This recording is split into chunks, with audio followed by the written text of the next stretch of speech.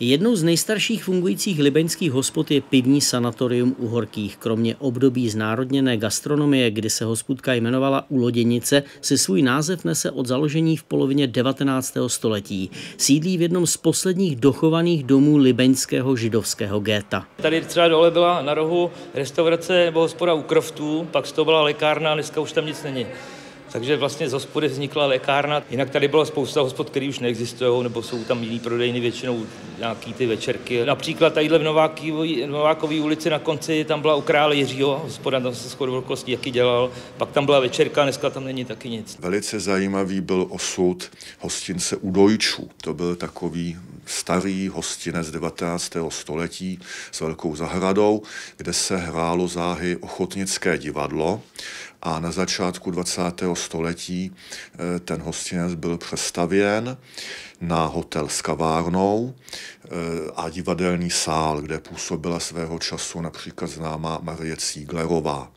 No, ale to divadlo se moc jako nedařilo, neprosperovalo, takže později tam byl biograf a po druhé světové válce v roce 1949 tam bylo založeno divadlo SK Neumana, dnešní známé divadlo pod Palmovkou. Libeň prošla v uplynulém století velkou proměnou. Značná část byla zdemolována, a to nejen židovské ghetto, ale i spousta ulic Horní Libně, kde v 70. letech naplánovali velkokapacitní silnici. S tím šla ruku v ruce i likvidace hospod. Pokud se posuneme směrem nahoru po Zenklově ulici, tak zde byla například restaurace u Staré Basy na rohu Kandratovy. To byla taková kultovní restaurace, taky se zahrádkou vyfotografovali například známý libeňský fotograf Ladislav Michálek. V této oblasti přežilo několik hospod vlastně zázrakem. Než sem stačili dorazit buldozery, přišly společenské změny po roce 89. To byl třeba případ hospody na Korábě za první republiky u Černých. A tam bylo zajímavé, že na rohu byla hospoda u Hladkých, Jarda Hladký, toho znám, že jo, ten tam do dneška bydlí. A hned naproti byla ta hospoda vlastně u těch Černých, potom na Korábě. A zajímavé bylo, že byli vlastně kousek od sebe a všichni se tam uživili v té době. Ani tyhle hospody už ale nefungují. Prapor hospodské klasiky tu ale dosud nese restaurace U Jarolímků. Původně tu pouze obytný dům postavil v roce 1874 pan Filip. Potom postupně se rozhodli, že tady v této části, která je tady, takže otevřou restauraci a postupně se to rozšiřovalo, včetně zahrady a v roce, řekl bych, že kolem první světové války, to nevím přesně, že to prodal panu Jarolímkovi a od té doby už se tomu říká U Jarolímků. Zajímavé, že ten pan Jarolímek zásoboval nebo vařil pro ty paravýsadky, co tady byly v době Heydrichiády a nikdy se na něj nepřišlo. Přitom třeba rodinu Osmíkovou vyvraždili kousek vedle celou, to byl řezník. No a můj táta tam chodil hlavně na pivo, takže já jsem tam byl dost častým hostem už mládí. Byl tam kulečník, byl tam výčepník, který mě chtěl takovou tu klasickou zmívku a fajfčičku v puse. Přišla ale 50. léta a z majitele pana Jarolímka se stal hostinský státního podniku Restaurace a jídelny ve své vlastní hospodě. A název se taky nelíbil. Hospodu přejmenovali na Ve vrchu. My, když jsme to koupili, tak jsme se koupili jsme to od dědiců po panu Jarolímkovi, tak jsme je požádali, jestli to může dál pokračovat jako hospoda U Jarolímků, protože takhle to znali všichni.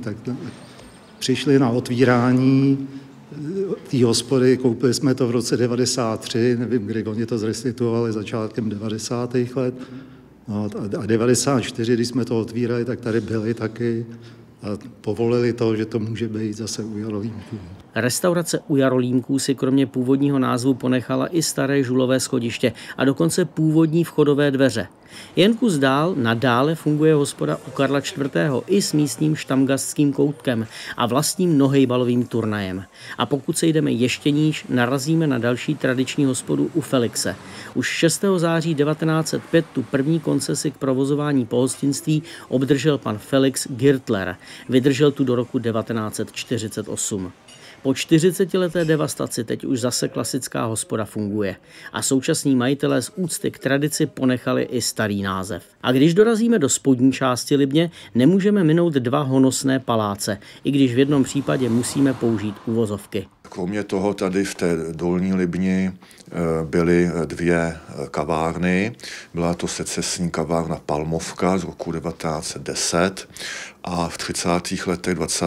století byla postavená kavárna Svět, později známý Automat Svět, dějiště Hrabalových povídek. Automat Svět vydá jistě brzy na samostatný příběh a tak pokračujeme do Merkuru, který se kdysi za pana majitele Maletínského honosil přízviskem Velkorestaurace a proslavený býval hned 4 kulečníkovými stoly. Hostinského tu v 80. letech dělal pan Tom Kejř, zakladatel webu Libeňská kronika. Vypadalo to tady úplně jinak než dneska. Za prvý, jak teda interiér, tak i návštěvnost. Jsme dělali tady třeba 350 obědů a večer bylo úplně našlapáno, nebylo si kde sednout. No ale to už byla taková doba, dneska je to všechno jinak. A slavná bývala kdysi i restaurace Čechyje, která ale dostala v relativně nedávné minulosti hodně neslavný cejch. Tuším na podzim v roce 68 po sovětské intervenci, tady se sešli ti schvalovači té takzvané bratrské pomoci a ve své době skutečně slovo Čechyje byl pojem.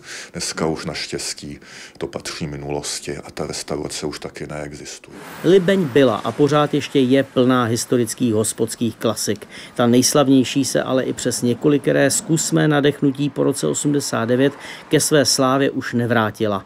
Vlachovce se budeme věnovat v některém z dalších dílů. Petr Sojka, Česká televize. Dnešní Metropole je u konce. Příště nahlédneme do Charvátovy ulice.